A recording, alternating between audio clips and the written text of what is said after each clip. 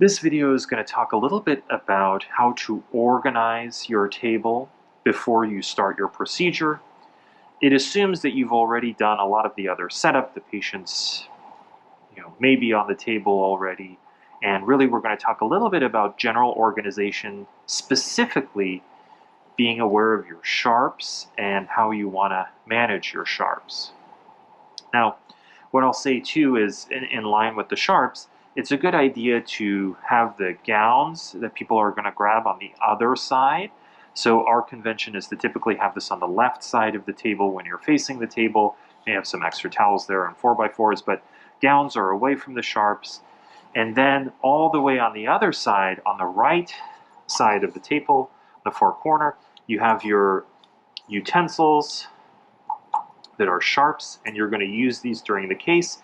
And then you have essentially the sharpest sharps, your needles, your blade, your suture, and we like to put down 2 4x4s as a white background to make it very clear and put the sharps directly there so everyone always knows exactly where they are. And then at the end of our case, we actually use these 4x4s with betadine to clean our access site before we put in something like an angioseal, some kind of closure device. So we like to have 2 4x4s there, done the same way every single time, and then the sharps are clearly laid out. And we have our access needle, we have lidocaine needles,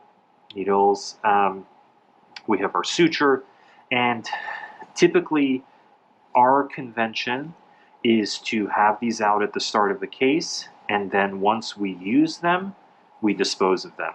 And oftentimes we'll actually set aside our suture if we're not going to use it at the start of the case to secure a line in place or something like that. Anything that's extra that's not going to be utilized will be removed from the table. So long story short, we have everything here, and then as you go along, as you do your lidocaine, for example, you will administer the lidocaine and then dispose of the sharp. After you make your incision, you'll do the same. After you access, you'll do the same. So after the start of the case, all of these sharps will be gone. And then if we need another sharp, like we need to make another incision, we can ask for it, but we keep it off the table. We will keep our instruments because those will be used not infrequently, but they also stay in this corner. So very, very important.